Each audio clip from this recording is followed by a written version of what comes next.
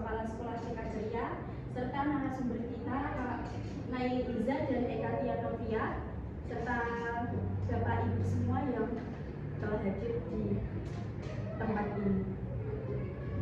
Alhamdulillah kita panjatkan kehadirat Allah Subhanahu wa Ta'ala atas rahmat dan karunia-Nya kita dapat berkumpul di tempat ini dalam keadaan sehat walafiat. Amin. Untuk mengikuti seminar parenting dengan tema keterlibatan keluarga dalam pendidikan anak. Seminar ini akan diselenggarakan dengan tujuan untuk meningkatkan pemahaman kita tentang pentingnya peran keluarga dalam mendidik, membimbing, dan membentuk karakter anak di era yang semakin kompleks ini.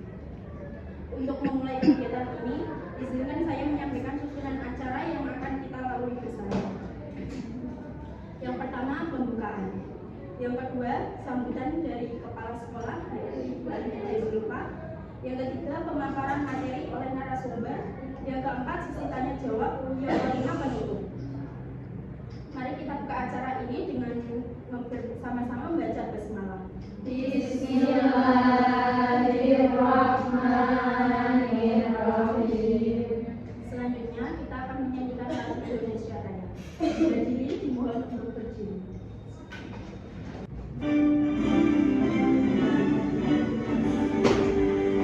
Indonesia tanah airku, tanah tumpah darahku. Di sanalah aku berdiri, jadi pandu ibuku. Indonesia kebangsaanku, bangsa dan tanah airku. Marilah kita berseru, Indonesia bersatu. Hiduplah tanahku, hiduplah negeriku, bangsaku, rakyatku semuanya. Bangunlah jiwanya, bangunlah badannya untuk Indonesia Raya. Indonesia Raya, merdeka, merdeka, tanahku, negeriku yang kucinta. Indonesia Raya, merdeka, merdeka, hiduplah Indonesia Raya. Indonesia Raya, merdeka, merdeka, tanahku, negeriku yang kucinta. Indonesia Raya, merdeka, merdeka, hiduplah Indonesia Raya. Dimohon hadirin dimohon untuk duduk kembali.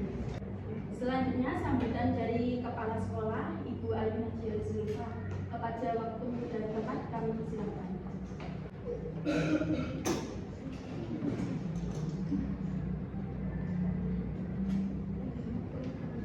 Assalamualaikum warahmatullahi wabarakatuh. Waalaikumsalam warahmatullahi wabarakatuh. Salam sejahtera untuk kita semua. Yang saya hormati narasumber yang hadir pada hari ini, Bapak dan Ibu, orang tua wali murid serta peserta seminar yang berbahagia.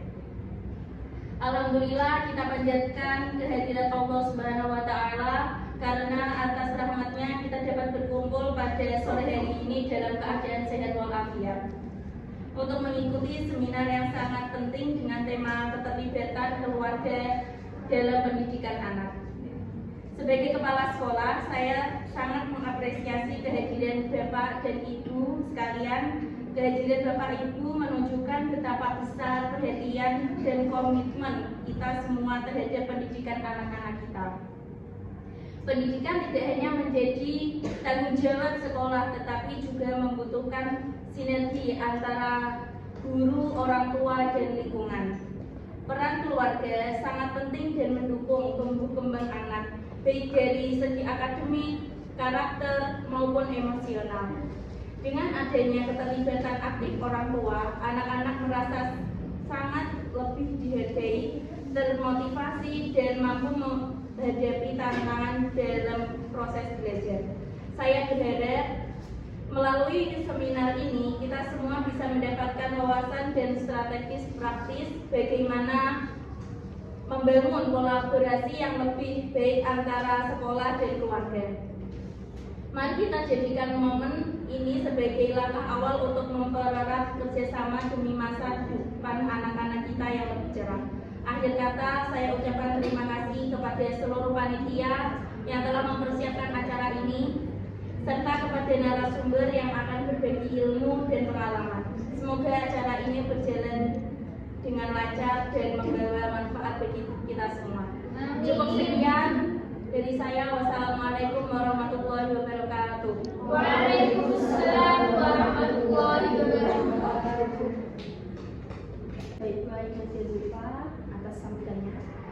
Selanjutnya, kita akan memasuki ke acara inti, yaitu pemaparan materi yang akan disampaikan oleh narasumber kita yang luar biasa pada hari ini, Ibu Naya Iza dan Ibu Eka Fiatrovia. Beliau akan membahas bagaimana keterlibatan keluarga dapat membentuk pendidikan yang positif dan mendukung tumbuh kembang anak secara optimal. Kepada moderator kita, Nurul Afifah akan membacakan CV dari narasumber kita hari ini.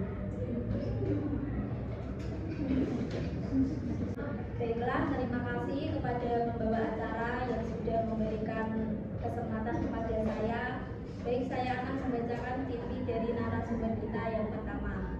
Nama Ekatia Noviani, alamat Desa Kalipucang Wetan, Kecamatan Melahan, Kabupaten Jepara. Nomor HP 0882 3231 7793. Marilah kita sambut narasumber yang pertama kita. Kepadanya dipersilahkan. Terima kasih atas undangannya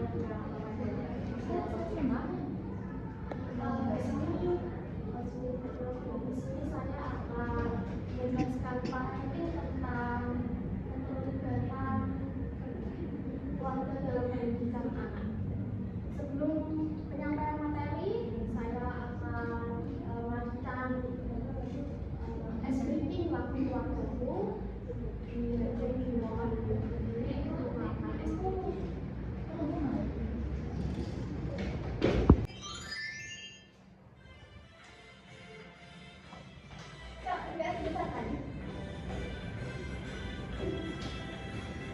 Yuk, tinggal ke kanan, jalur kiri.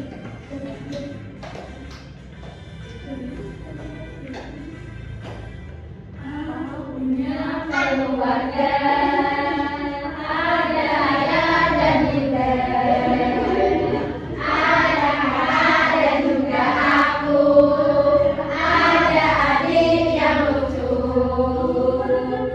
yang sayangi bersama.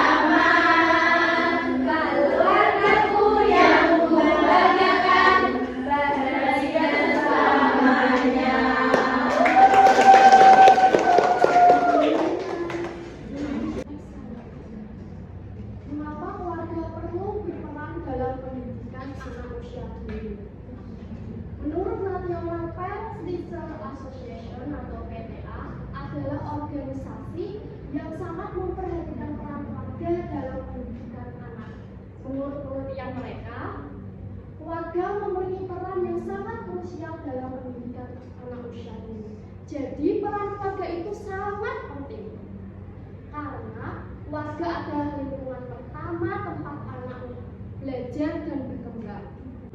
Dalam masa ini anak-anak membutuhkan dukungan emosional, mental, dan fisik yang diberikan oleh keluarga untuk membentuk kepribadian dan kemampuan mereka untuk masa depan. Nah, dengan memberikan seperti apa? Dengan memberikan kasih sayang.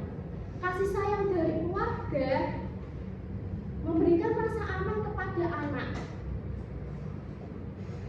Ketika anak merasa dicintai, mereka lebih percaya diri untuk belajar dan mencoba hal baru. Nah, selanjutnya ada perhatian.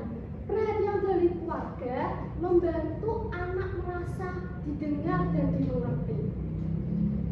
Jadi bunda-bunda meluangkan waktu bersama untuk anak mendengarkan cerita mereka. Kita bisa mulai membuka obrolan dulu kepada anak. Contohnya menanyai anak bagaimana tadi di sekolah. Nah, ini membantu meningkatkan rasa percaya diri anak dan membuat anak lebih nyaman saat berbicara. Nah, selanjutnya stimulasi. Memberikan rasa untuk membantu anak belajar dan tumbuh. Banyak sekali kegiatan stimulasi untuk anak. Contohnya bermain sambil belajar, seperti bermain puzzle, mendengarkan buku cerita, atau menggambar bersama. Keluarga dapat membantu anak tumbuh menjadi individu yang cerdas, kreatif, berkepribadian baik. Next slide. Masalah-masalah kurangnya peran keluarga dalam pendidikan anak. Ada banyak sekali ya. Yang pertama ada konflik. Ketika keluarga bertengkar atau bercerai, anak kehilangan rasa aman yang seharusnya ada di rumah. Jadi anak merasa terabaikan sehingga perkembangan dan motivasi belajarnya terganggu. Nah, ini akan menjadi dampak kepada anak.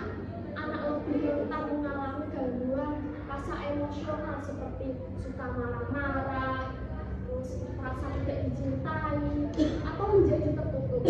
Nah, mereka mungkin akan mencari pelarian ke lingkungan yang kurang baik.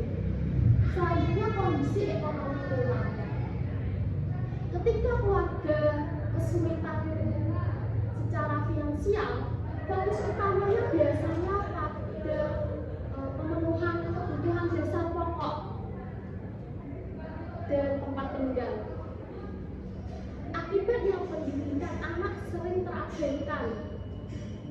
Bisa saja anak tidak melanjutkan sekolah, namun keluarga lebih fokus pada perekonomian rumah tangga.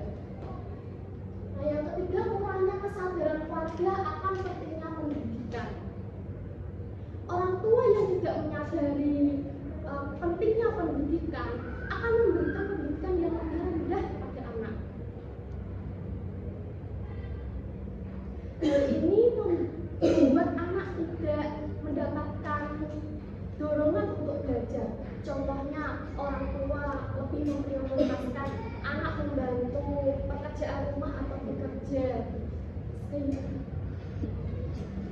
daripada menyelesaikan tugas sekolah. Selanjutnya, kurangnya pengetahuan dan keterampilan keluarga dalam mendidik anak. Orang tua yang kurang memahami cara mendidik anak seringkali pendekatan yang salah, seperti pengaruh, memaksakan, dan membiarkan anak tanpa panduan. Nah, yang kelima, keterbatasan waktu yang dimiliki oleh keluarga dalam mendampingi anak belajar dari rumah. Orang tua yang sibuk sering menganggap bahwa bekerja untuk memenuhi kebutuhan anak sudah cukup, sehingga anak merasa tidak diperhatikan. Dan yang terakhir, menggunakan jasa pengasuh dan pendidikan anak secara penuh.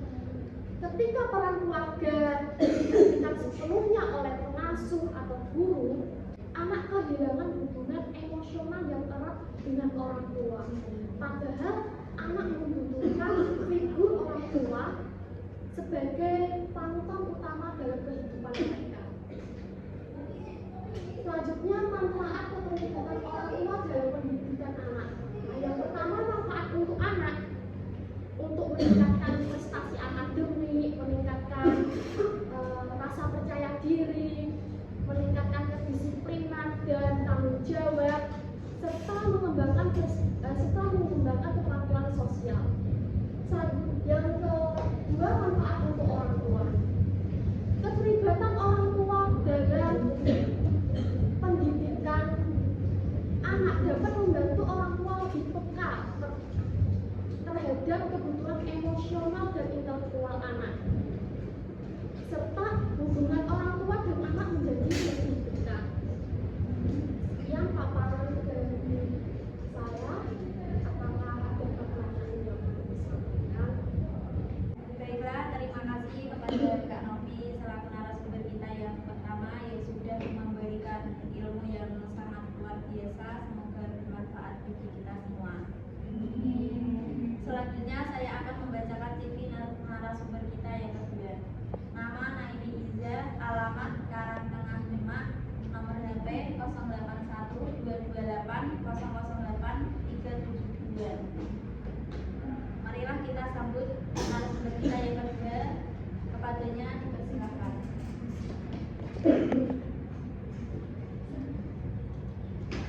Assalamualaikum warahmatullahi wabarakatuh. Waalaikumsalam warahmatullahi wabarakatuh. Apa kabar semuanya, ibu-ibu yang ada di sini? Baik. Alhamdulillah. Sehat semua? Alhamdulillah. Tadi gimana kendala di perjalanan? Aman? Di sini saya akan melanjutkan materi tentang keterlibatan orang tua dalam pendidikan anak. Selanjutnya ada sikap keluarga yang menunjang potensi anak.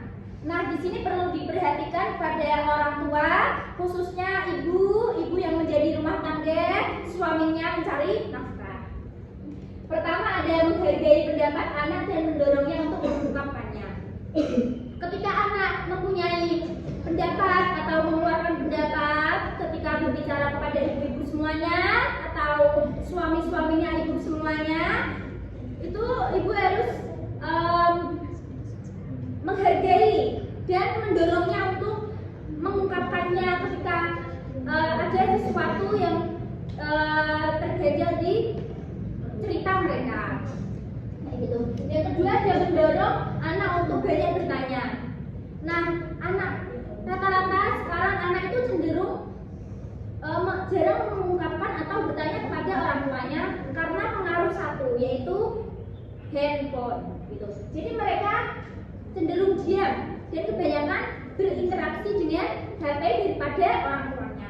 Nah, di sini perlu ibu-ibu dan bapak-bapak semuanya sering bertanya kepada anak. Gimana? Contoh pertanyaannya itu begini. Gimana hari ini ada yang kayak semisal ada yang dirasain gimana, terus misal habis melakukan kegiatan apa itu ditanyain rasanya gimana, terus ada yang nyakiti apa enggak gitu. Terus ketiga, ada memperbolehkan anak untuk mengambil keputusan sendiri. Nah, ketika anak memilih apa, ketika ibu atau bapak-bapak di sini menawarkan anak apa, itu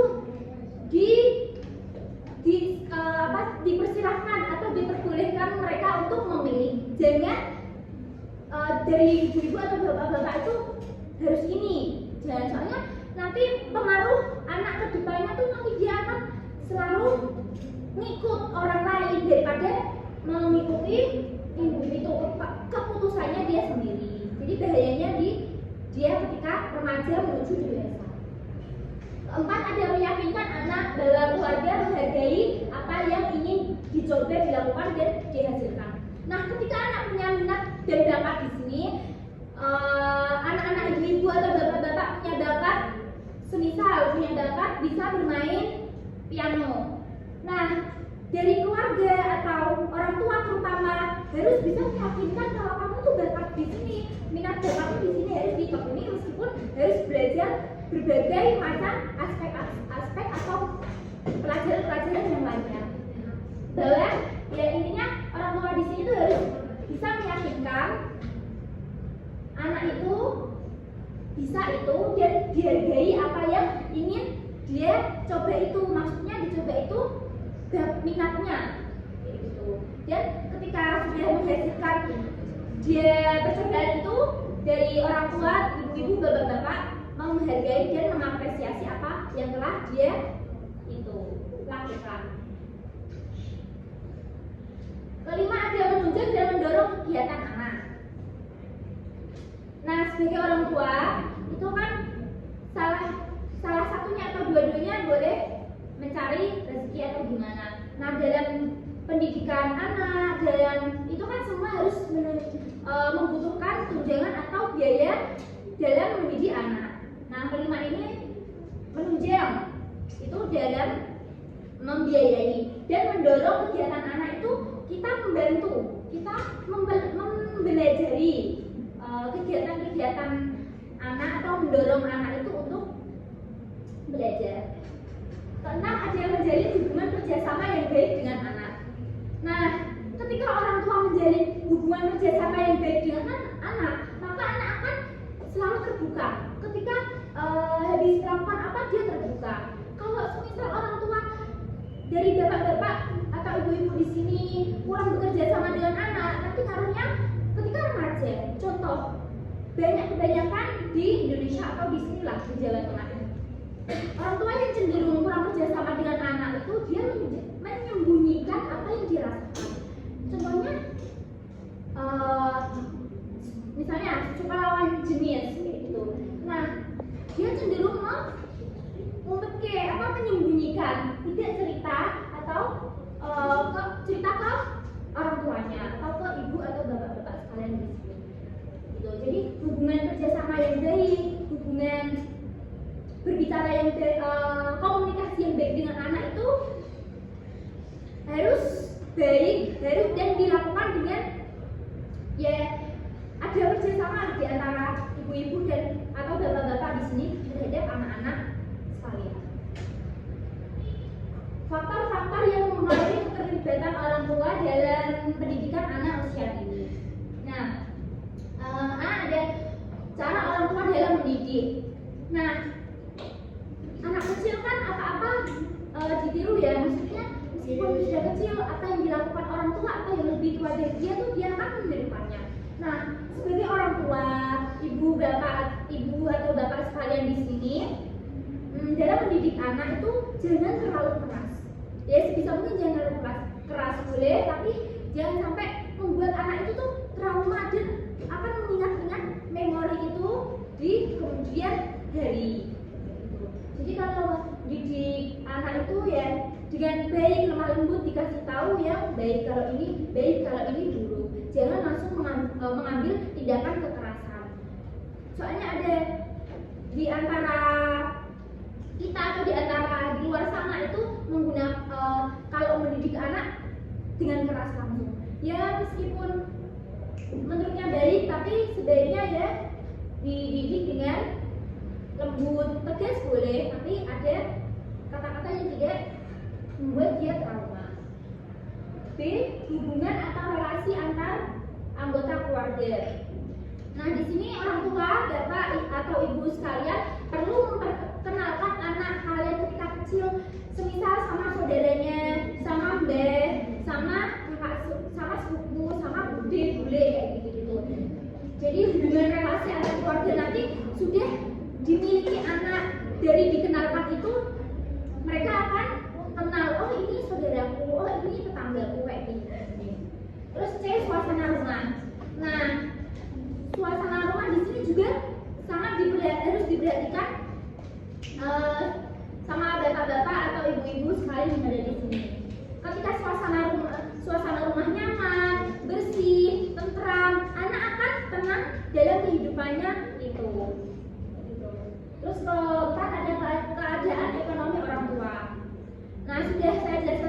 juga salah satu atau keduanya boleh bekerja mencari nafkah, yaitu untuk menyeimbangkan kehidupan keluarga tersebut.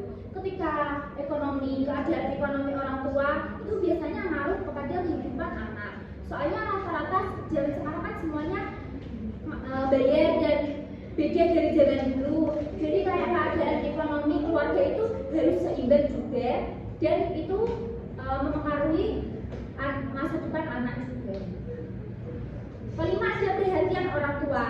Nah, ketika bapak atau ibu kurang perhatian kepada anak-anak panjenengan sedaya, itu mereka cenderung jadi introvert dan susah untuk mengungkapkan apa yang dia rasakan. Kayak gitu nanti akan terbawa di usia remaja atau dewasanya. Dengan kurang perhatian orang tua itu bahaya juga ketika dia sudah kenal sama lawan jenis. Ketika di umur remaja atau dewasa sepertinya. Soalnya dia akan cenderung tidak terbuka kepada orang tuanya. Dia akan cenderung terbuka kepada pacarnya atau teman bestie cowoknya lah. Rata-rata seperti itu menurut riset saya. Latar belakang kebudayaan, genetis, tingkat pendidikan dan kebiasaan orang tua juga berpengaruh terhadap sikap anak. Nah, latar belakang ini ibu-ibu atau bapak-bapak semuanya perlu diperhatikan. Meskipun semisal latar belakang panjenengan sedaya dulunya suka dikerasin sama orang tua kalian, suka di main tangan sama orang tua kalian dulu. Nah, itu jangan sampai dibawa dalam mendidik anak kalian seterusnya. Ya, nanti akan menjadikan generasi apa gitu loh. Nah, kalian bapak ibu panjenengan sedaya niki penerus bangsa, maksudnya penerus keturunan menciptakan keturunan yang baik dan berakhlak mulia dan lemah lembut. Ya, belum genetisnya itu juga tadi kan, genetik itu kan ya asal keluarganya dulu, asal usulnya kayak gimana kayak gitu. Semisal bapak atau ibu panjenengan sedaya di sini mengalami trauma dari kecil, mengalami gangguan mental apa yang membuat bapak ibu tuh kayak gimana gitu. Nah, itu sebaiknya dibuang jauh-jauh, jangan sampai anak kita tuh merasakan apa yang kita rasakan dulu ketika dididik sama orang tua panjenengan sedaya. Terus tingkat pendidikan. Nah, tingkat pendidikan dan kebiasaan orang tua juga berpengaruh terhadap sikap anak. Nah, kebiasaan orang tua juga ini kalau di rumah kan sudah berkeluarga bersama bapak ibu panjenengan sedaya nih ya. Kebiasaan panjenengan, tingkah laku panjenengan itu akan ditiru sama anak-anak panjenengan sedaya. Jadi ketika bisa mungkin yang baik ketika melakukan apa-apa, ketika ngomong, terutama dalam ngomong di sini yang kita lakukan terus lah, ngomong itu yang baik. Jangan sampai kata-kata kasar atau kata-kata kotor itu keluar dari kita. Soalnya anak kecil itu meskipun nggak tahu artinya bakal ditirukan kayak gitu. Jadi kalau ngomong yang baik, terus jangan sampai itu tuh kayak ya kebiasaan bapak ibu panjenengan sedaya itu ditirukan oleh anak, baik dalam omongan maupun perbuatan bapak ibu panjenengan sedaya.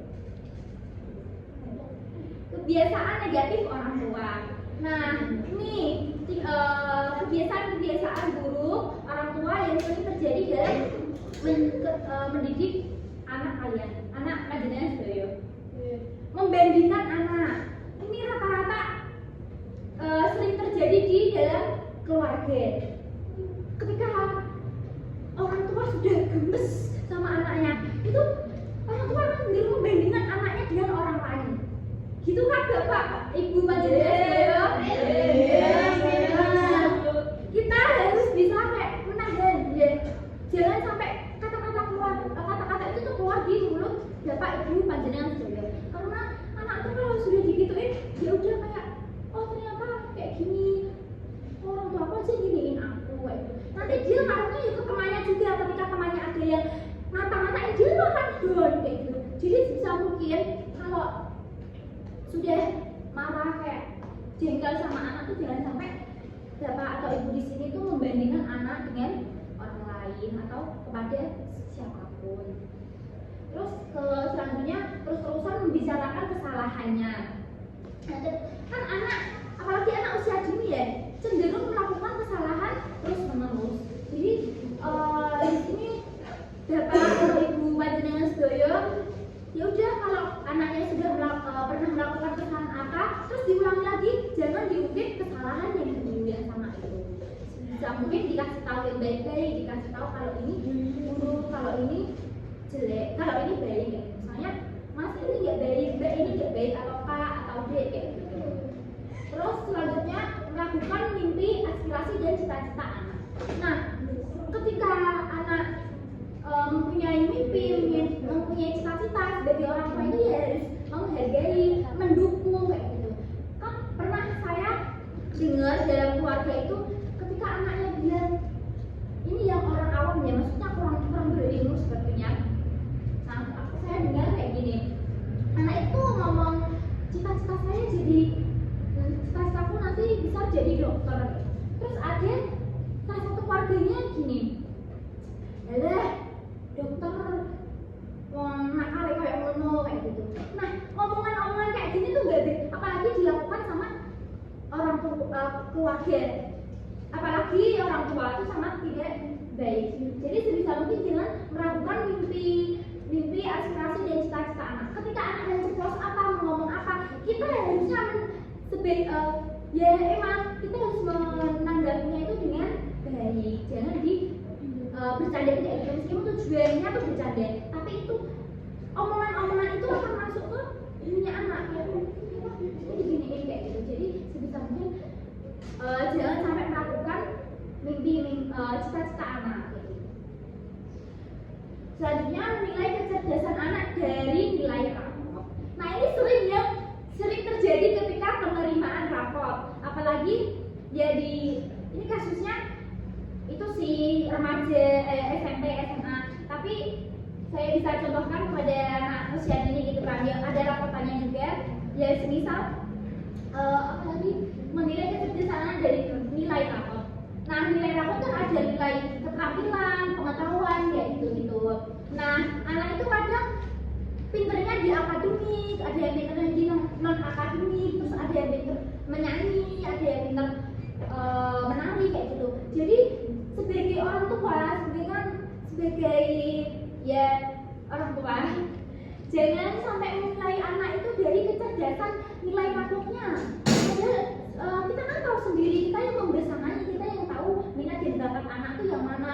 Jadi ketika ada penerimaan rapot atau hasil nilai rapot ini, kita sebagai orang tua ya jangan pandang yang lain. Kita fokus pada minat bakat anak. Dan sebisa mungkin minat bakat yang dibisani anak itu ditekuni terus menerus. Ya sama diimbangi sama pengetahuan keterampilan yang lainnya. Prinsip pelibatan keluarga atau orang tua dalam pendidikan anak usia dini, persamaan hak. Nah, di antara orang tua ke anak, anak ke orang tua itu haknya harus disamain. Nah, orang tua terhadap anak itu yang membiayai, mendidik, gitu. Dan sebaliknya kita sebagai orang tua mendidik anak itu supaya anak itu hormat kepada orang tua. Nah, kayak persamaan hak itu tuh ada gitu loh. Terus selanjutnya semangat kebersamaan yang berdasarkan gotong royong. Nah, dalam berkeluarga itu kan ada kerjasama, ada ketika ada apa-apa, kebersamaan itu selalu diiringi dengan gotong royong. Terus selanjutnya ada saling asah, asih dan asuh. Pengertian di sini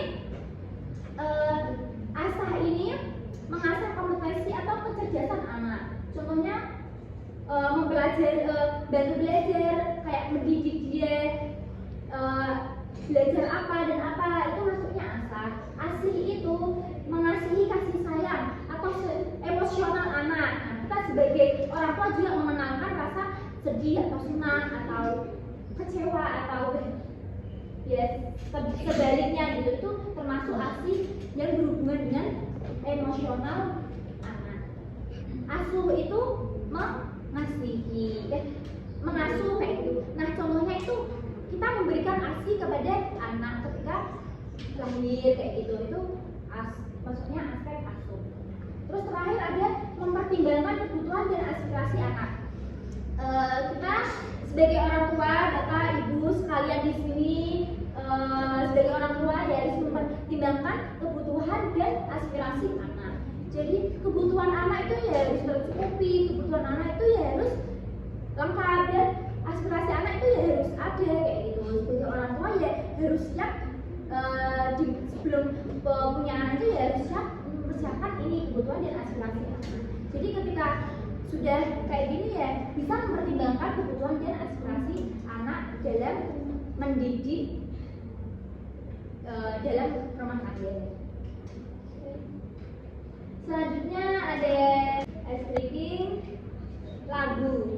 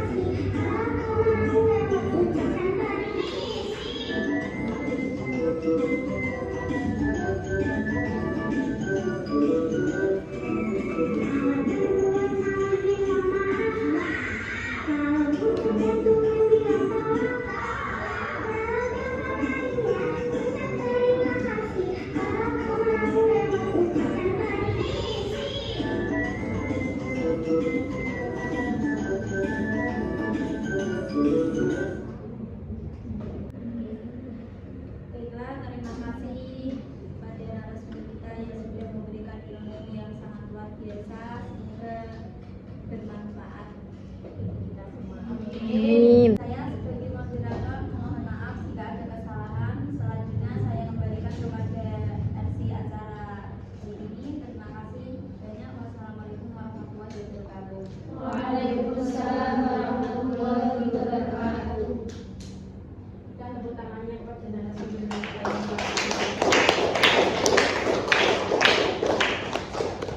Selanjutnya sesi tanya jawab. Silakan bagi yang mau bertanya kepada narasumber yang sangat keren ini dipersilakan.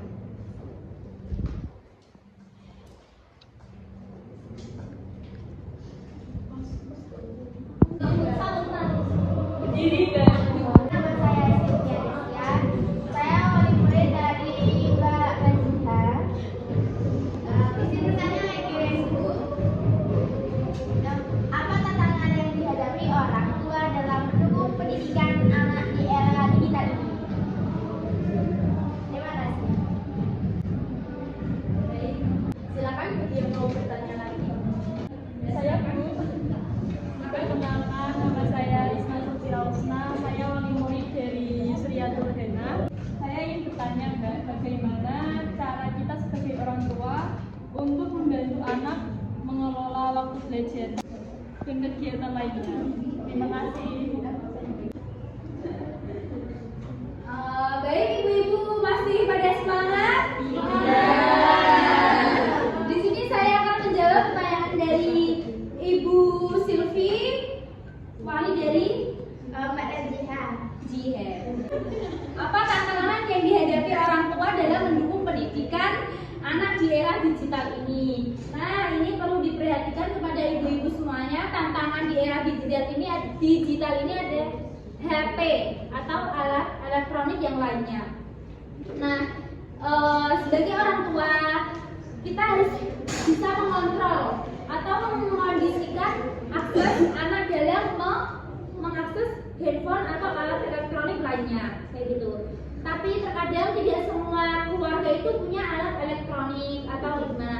Tapi tantangan inilah, kita fokus pada tantangan di era digital ini dalam mendidik anak. Nah, kita sebagai orang tua harus bisa mengkontrol atau membatasi anak ketika mengakses handphone terutama. Nah, jadi kita bisa, contohnya saya kasih contoh ketika anak kecanduan bermain gadget. Nah, kita bisa kasih pilihan. Contohnya dari hari Senin sampai Sabtu anak belajar terus tidak boleh main HP. Ketika hari Ahad tiba, itu anak boleh full seharian main HP. Kayak sebagai rewardnya dia sudah bisa menahan Senin sampai Sabtu. Sekarang anak sekarang sama zaman dulu kan beda kan. Jadi ketika dikasih pilihan seperti itu, insya Allah anak akan bisa lah. Soalnya di akhir itu ada reward. Jadi anak juga butuh apresiasi atau reward. Nah, sebagai batasannya bisa dicontoh seperti itu tadi, kayak gitu. Kedua, ada perubahan dalam metode pembelajaran. Nah, pendidikan di era digital ini seringkali mengadakan pembelajaran daring yang membutuhkan keterampilan teknis penyesuaian dengan alat online. Jadi kita sebagai orang tua, sebagai pendamping, ketika anak dikasih pembelajaran daring, kita harus bisa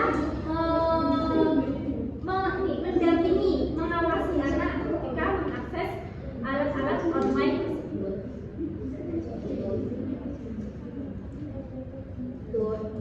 Jadi dalam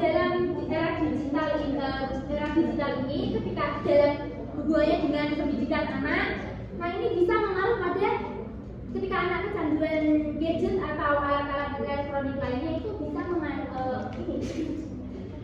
mengganggu kesehatan mental anak dan ini sindrom, itu soalnya sindrom kalau bermain HP atau apa itu rasanya kurang pada diri anak dan menghasilkan anak itu tantrum. Nah, sebagai orang tua itu ya harus bisa mengontrol dan jangan membiasakan anak itu sedikit-sedikit dengan HP. Ketika ini sering terjadi kepada ibu bapak semuanya di Indonesia. Ketika anak nangis, ketika anak tantrum, itu bapak atau dari bapak atau ibu sekalian di sini tuh mesti mengasih handphone yang namanya handphone. Dibukakan YouTube terus dilihatin kartun-kartun yang sekiranya menurutnya anak-anak, tapi itu bisa mengganggu kesehatan atau mental anak atau bisa bikin anak kecanduan, apalagi itu masih kecil. Kalau kecil kan distimulasi, mudah distimulasi, mudah dikasih apa tuh kayak dia udah menjadi kebiasaan mereka gitu loh. Jadi sebagai orang tua, bapak atau ibu sekalian di sini, ketika kita menghadapi anak tantrum atau menghadapi anak menangis itu bisa dengan cara lain, tidak harus ini menggunakan handphone. Jadi tantangan-tantangan ini membutuhkan keterampilan kecerdasan orang tua, bagaimana dia mendidik, cara mendidik anak. Kan orang tua beda-beda cara mendidiknya, kan ada yang kayak Mama Mega Risuki, ada Nikita Willy, ada Lejami, nah kayak gitu. Ada berbagai ibu-ibu Indonesia lainnya yang hebat terkenal di Indonesia.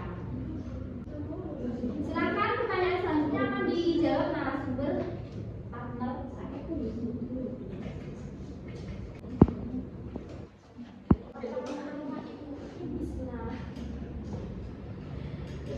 Jadi pertanyaannya, bagaimana orang tua dapat membantu anak mengelola waktu belajar dan kegiatan lainnya? Nah, orang tua dapat membantu anak mengelola waktu dengan cara yang pertama membuat jadwal harian yang seimbang antara belajar, main, dan istirahat. Yang kedua, mengingatkan anak untuk mengikuti jadwal dengan konsisten. Ketiga, memberi contoh manajemen waktu yang baik dalam kehidupan sehari-hari. Dan yang terakhir, mendukung anak saat mengatur prioritas tugas dan Terima kasih.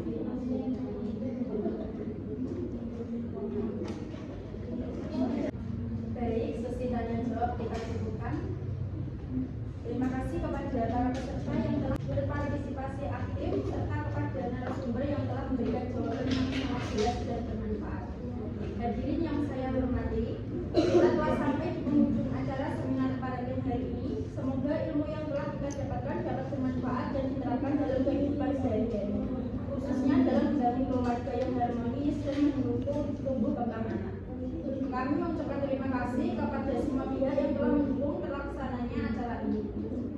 jika ada kekurangan selama acara berlangsung. Akhir kata saya tutup dengan ucapan wassalamualaikum warahmatullahi wabarakatuh. Waalaikumsalam warahmatullahi